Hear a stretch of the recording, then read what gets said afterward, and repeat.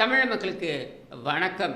YouTube உலகத்தில் நுழைந்திருக்கிறார் நம்முடைய ஸ்டாலின். அதாவது சீப்பு செந்தில் போன்ற திமுக ஆதரவு யூடியூபர்களுக்கு போட்டியாக திமுகவுக்கு முட்டு கொடுப்பதற்காக பொம்மை முதலமைச்சர் ஸ்டாலின் யூடியூபராக நுழைந்திருக்கிறார் என்பதனால ஒரு சக யூடியூபராக அவரை வருக வருக என்று வரவேற்கிறோம். அது என்ன சோஃபாவில் சைடு வாங்கி உட்காந்துருக்கீங்க? ஏன் உங்களை ஓரம் கட்டிட்டாங்க? தெரிஞ்சு போச்சா தேர்தலில் இப்படி தான் உங்களை ஓரம் கட்ட போகிறாங்கன்னு? அதே சைடு வாங்கி ஓரமாக உட்காந்துருக்கீங்க, நடுவில் உட்காந்தா என்ன பிரச்சனை உங்களுக்கு? சரி, அந்த கண்ணாடி ஒன்று போட்டுக்கணும்னு யார் கொடுத்த அறிவுரை? அதாவது நீங்கள் அறிவாளி அப்படின்னு காட்டுறதுக்கா? அப்போ பேரையே நீ துண்டு சீட்டை பத்தாம் படிப்பேன், நீ ஒரு கலைஞர் தத்தின்றது ஊருக்கே தெரியும். இது என்ன பெரிய அறிவாளின்ற பில்டப் கொடுக்குறதுக்கு இந்த மாதிரியான ஒரு கெட்டப்பு? இல்லை எவன் கொடுக்குறான் அவனுக்கு இந்த இந்த யோசனையெல்லாம்? சரி, இதில் ஆரம்பமே அசத்தலாக இருக்குது. என்னென்னா, என்ன அப்பான்னு அழைக்கிறத கேட்குறப்பவே ரொம்ப ஆனந்தமாக இருக்குது. இந்த அப்பா என்ற உறவு மாறாது. அப்பான்ற சொல் மாறாது. அப்பான்ற சொல் மாறாதுன்னு எப்படி சொல்கிற நீ? எவனுக்கோ பிறந்தவன்லாம் ஒன்றா அப்பான்னு கூப்பிட்றான்னு நீயே சொல்கிற. எவனுக்கோ பிறந்தவன் ஒன்றா அப்பான்னு கூப்பிட்றான்னா அப்போ அப்பான்ற சொல் மாறி இருக்குன்னு தானே அர்த்தம். அப்போ அங்கேயே உன் லாஜிக் அடிப்படுது. அப்போ ஏற்கனவே வரவன் போகிறவனையெல்லாம் தந்தை தந்தைன்னு சொல்லிட்டு இருக்கீங்க, இதில் இது வேறையா அப்படின்ற கேள்வி வருது இல்லை? அடுத்து, நான் இன்னும் தமிழ்நாட்டுக்கு செய்ய வேண்டிய கடமைகள் நிறைய இருக்குன்னு எனக்கு உணர்த்துது. தமிழ்நாட்டுக்கு செய்ய வேண்டிய கடமைகள் நிறைய இருக்குது. ஐயோ, நீ செஞ்சதெல்லாம் போரும்பா, 4.5 வருஷம் நீ செஞ்சதெல்லாம் நாங்கள் பார்த்துக்கிட்டு இருக்கோம். அப்படியே அறுத்து கிழிச்சுப்பிட்ட.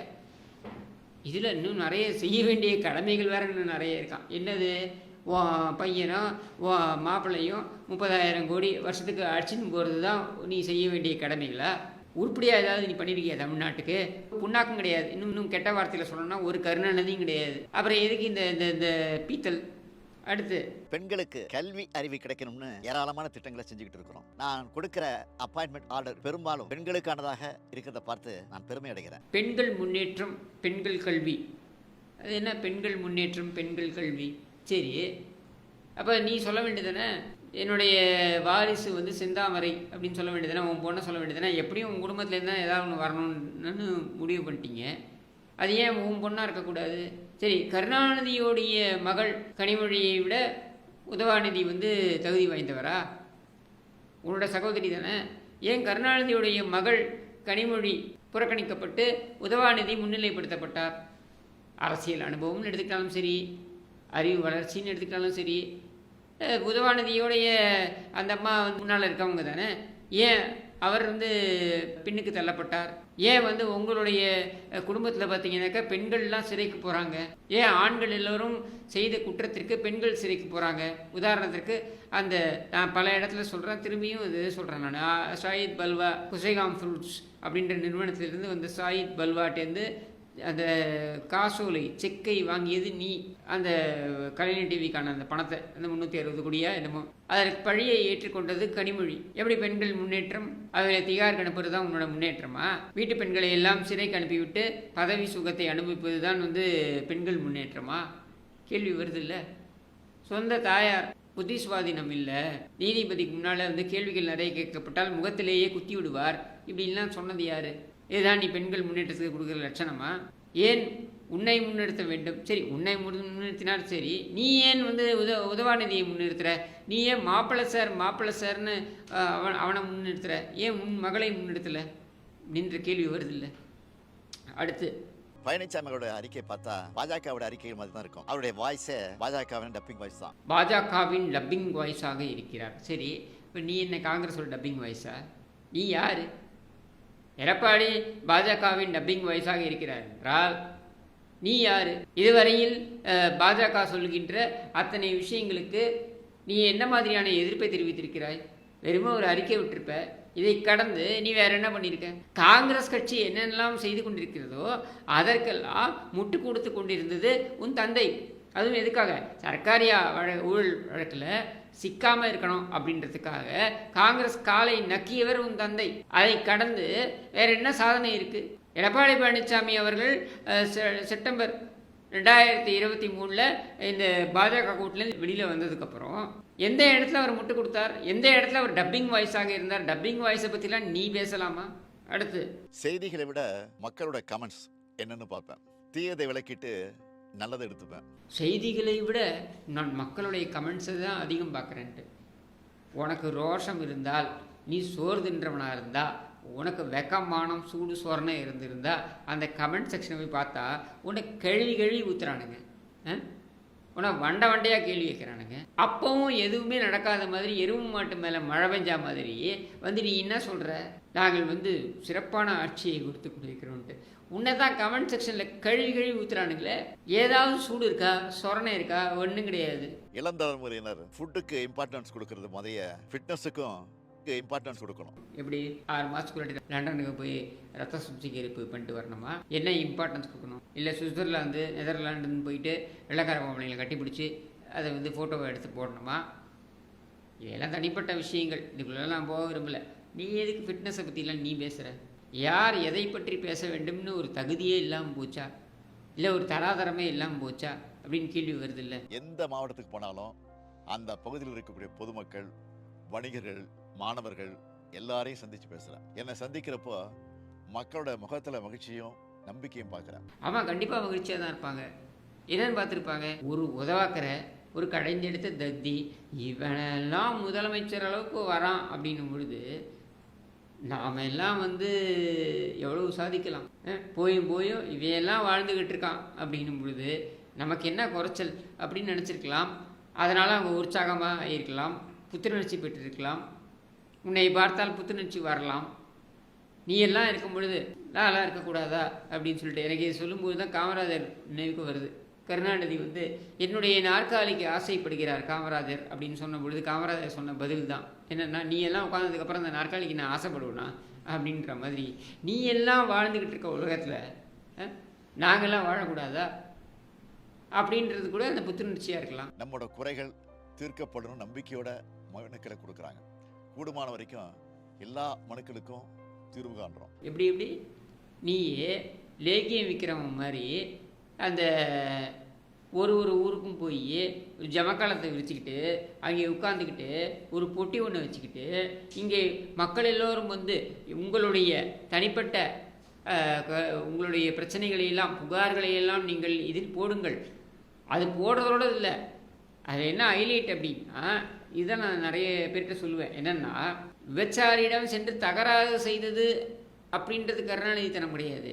விபச்சாரியிடம் சென்று தகராறு செய்தது, அதுவும் எப்படியான விபச்சாரி என்றால், அந்த ஏழை தந்தை அவருடைய 4 மகள்களை இந்த விபச்சாரத்தில் ஈடுபடுத்தி இருக்கிறார். அவர் ஒரு ஓலை குடிசையில் இருக்கார். அந்த ஓலை குடிசையில் ஓலை தட்டிகளை வைத்து 4 பாகங்களாக பிரித்து இந்த விபச்சாரத்தில் ஈடுபட்டு கொண்டிருக்கிறார். ஏன்னா வறுமை.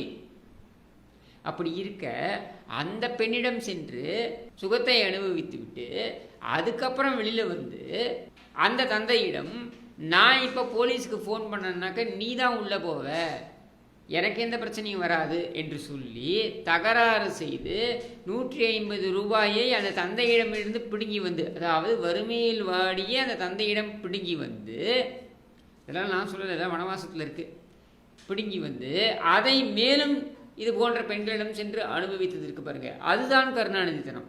தகராறு செய்தது கருணாநிதித்தனம் இல்லை. அந்த மாதிரி இங்கே நம்ம பார்க்க வேண்டியது என்ன அப்படின்னா, ஒரு பொட்டியை வைத்து அதில் மனுவை நீங்கள் போடுங்கள் என்று சொல்வது கருணாநிதித்தனம் கிடையாது.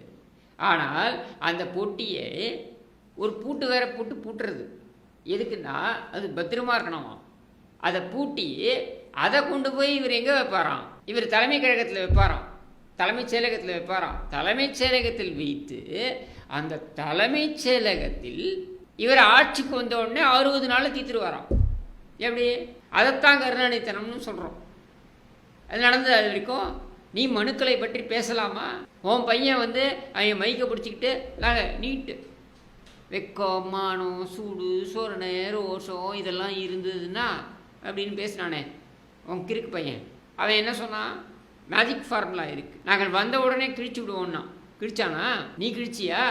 முதல் கையெழுத்து. அப்போது முதல் கையெழுத்து என்பதிலிருந்து உங்களுடைய ஃப்ராடுத்தனம், பிக்காளித்தனம், கேப் மாதிரித்தனம், மொள்ள மாதிரித்தனம், கருணாநிதித்தனம் என்பது அரங்கேறியது அப்படின்னு எடுத்துக்கலாமா? மிகவும் காலதாமதமான முடிவு இது. வேறு வழி இல்லாமல் அவரை ராஜினாமா செய்ய வச்சு குடியரசுத் தலைவர் ஆட்சியை அமல்படுத்தி இருக்காங்க. பாஜக ஆளுகிற மணிப்பூரா இருந்தாலும் உத்தரப்பிரதேசமா இருந்தாலும் இந்த அளவில் தான் சட்டம் ஒழுங்கு நிலைமை இருக்கு. இப்பொழுது தாமதமாக ஆளுநர் ஆட்சியை இவர்கள் கொண்டு வந்திருக்கிறார்கள். இது ரொம்ப தாமதமான முடிவு. ஏன்? நீ எத்தனை சொல்கிற ஆட்டுக்கு தாடியும் நாட்டுக்கு ஆளுநரும் தேவையில்லைன்னு. அப்போ இன்றைக்கி வந்து ஆளுநர் ஆட்சி ஜனாதிபதி ஆட்சியை கொண்டு வந்தது அப்படின்றத வரவேற்கிற. சரி, அங்கே ரொம்ப தாமதமாக வரவேற்றுட்டாங்க, இங்கே ரொம்ப சீக்கிரம் கொண்டு வரணும்னு நீ சொல்ல வரியா? ஏன்னா உன் ஆட்சி நடத்துகிற லட்சணமே அப்படி தானே இருக்குது. உன் ஆட்சியில் ஒரு புல்லட் பைக்கை ஒரு பிற்பட்ட வகுப்பை சேர்ந்த ஒரு இளைஞன் ஓட்டிகிட்டு போக முடியல. சிவகங்கையில் நடந்திருக்கு இந்த சம்பவம். இதெல்லாம் வந்து தென் மாவட்டங்களில், அதாவது திருநெல்வேலி போன்ற மாவட்டங்களில் இது நடக்கும்னு சொல்லுவாங்க, கேள்விப்பட்டிருக்கோம். சிவகங்கையில் நடந்திருக்கு. என்ன? ஒரு புல்லட் வாகனத்தை ஒரு தலித் சமூகத்தைச் சேர்ந்த ஒரு இளைஞன் ஓட்டி சென்றான்ற ஒரே காரணத்துக்காக அவன் கைகள் வெட்டப்பட்டிருக்கு. ஒரு ஏடிஜிபி, ஒரு உயர் பதவியில் இருக்கக்கூடிய ஒரு பெண்மணி, ஒரு பெண் காவல்துறை அதிகாரி, அவங்க வந்து சொல்கிறாங்க என்னென்னு, தன்னை கொலை செய்வதற்கு சதி நடக்கிறது. அதுவும் எப்படி? தன்னுடைய அலுவலகம் கொளுத்தப்பட்டிருக்கிறது, இதுவே ஒரு சதி என்று நீதிமன்றத்தில் போய் சொல்கிறார், முறையிடுகிறார். உங்ககிட்ட முறையிடல, இத்தனைக்கும் உன்னுடைய நேரடி பார்வையில் இருக்குது, உங்ககிட்ட முறையிடல, நீதிபதியிடம் சென்று முறையிடுகிறார். இந்த லட்சணத்தில் தான் உன்னுடைய ஆட்சி அதிகாரம் நடந்து கொண்டிருக்கிறது, உன்னோட ஆட்சி நிர்வாகம் நடந்து கொண்டிருக்கிறது. இதில் நீ பெருமை பேசி சுற்றுற. உனக்கெல்லாம் வெக்கமாகவே இருக்காதா? கூச்சமாகவே இருக்கும். உன் குடும்பத்துக்கு இந்த கூச்சமாகவே இருக்காதா? அந்த சோஃபாவில் வந்து உட்காந்துக்கிட்டு பெரிய அறிவாளி மாதிரி அது ஒன்று கண்ணாடியை ஒன்று மாட்டிக்கிட்டு இது மாதிரி பேசி திரியிறியே, கேவலமாக இல்லை? இது ஒரு ஆட்சி. இந்த ஆட்சியை பெருமையாக மக்கள் பேசுகிறார்கள் வேற நீ பெருமைப்பட்டுக்கிற. இதுக்கு நீ யூடியூப்பில் வேற நுழைஞ்சி, ஒரு யூடியூபராக நுழைஞ்சு, நான் என்ன சொல்ல வரேன்னா, நீ யூடியூப்பில் வர அப்படின்னா உனக்கு வியூஸ் வரணும். அப்போ வியூஸ் நிறைய வரணும்னா என்ன பண்ணணும்? நீ வழக்கமாக மேடையில் பேசுவ தெரியுமா? எரியுதடி மாலா தானே போடு அப்படின்னு அதை மாதிரி ஏதாவது பேசு, ஏதாவது டைலாக் கொடு. இல்லைனாக்கா ஆஹ ஆஹ அப்படின்னு அதை வேற கட் பண்ணிட்டாங்க, யாரோ சொல்லிட்டுருக்காங்க உங்களுக்கு, இந்த ஆஹ நிறைய யூஸ் பண்ணுறீங்கன்ட்டு. ஆஹ நிறைய யூஸ் பண்ணுறது வேண்டாம் தான், அதுக்காக எங்கேயாவது ஒரு இடத்துல யூஸ் பண்ணு. அப்போ தானே ஸ்டாலினுடைய ட்ரேட்மார்க்னு நமக்கு தெரிய வரும். யூடியூப்பில் வந்துட்டு அப்படின்னா இந்த வியூஸ்க்காக நீ நிறைய சித்து விளையாட்டுலாம் பண்ணணும். சும்மா அந்த சோஃபாவில் மூலையில் உட்காந்துக்கிட்டு பேசுகிறதுன்றது சரிப்பட்டு வராது. அதனால் நிறைய கற்றுக்க, உனக்கு நிறைய வியூவர்ஸ் வரணும் அப்படின்னு சொல்லிட்டு ஒரு சக யூடியூபராக வாழ்த்தி வணங்குகிறேன். நன்றி, வணக்கம்.